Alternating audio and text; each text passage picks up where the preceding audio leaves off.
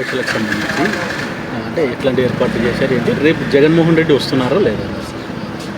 ఏమో మాకైతే అఫీషియల్గా కమ్యూనికేషన్ లేదు. మీడియాలో వచ్చిన కథనాల ప్రకారం రేపు ఒక్కరోజుకి వస్తున్నారు అని పేపర్లో చదవటం జరిగింది. రేపు ఒక్కరోజే కాదు, అన్ని రోజులు వస్తే బాగుంటుందని ఇప్పుడే మేము మా మిత్రులు విష్ణుకుమార్ రాజు గారు, floor leader of Bharatiya Janata party, మేము మాట్లాడుకోవడం జరిగింది. ఒక్కరోజు ఏముంది, అన్ని రోజులు మళ్ళీ ఫస్ట్ వీక్ ఆఫ్ మార్చిలో క్రీడా పోటీలు కూడా చాలా వాటిలో లాస్ట్ ఇయర్ లాగా క్రీడా పోటీలు పెడుతున్నాం.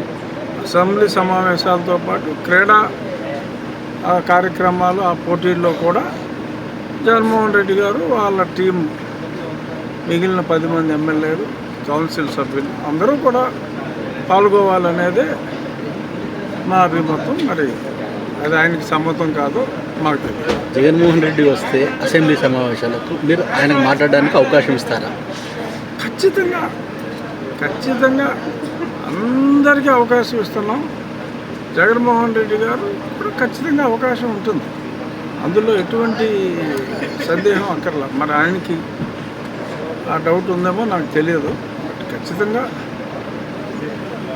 అవకాశం ఉంటుంది. సమావేశాలకు కన్నా రాకపోతే నిర్ణయం తీసుకుంటారని చెప్పారు మీరు గతంలో కూడా. ఎలాంటి నిర్ణయం తీసుకోవచ్చు? ఎందుకు ఆలు లేదు చూలు లేదు, ఆయన వస్తారనే అనుకుంటున్నాం, చూద్దాం.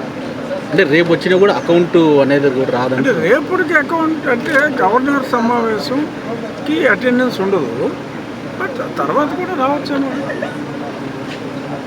డిఫరెంట్గా రావచ్చు. రావాలనే కోరుకుంటున్నాం, వస్తారనే అనుకుంటున్నాం. మీడియాలో మాట్లాడేది అసెంబ్లీకి వచ్చి మాట్లాడితే బలంగా ఉంటుంది, చూద్దాం. Thank you.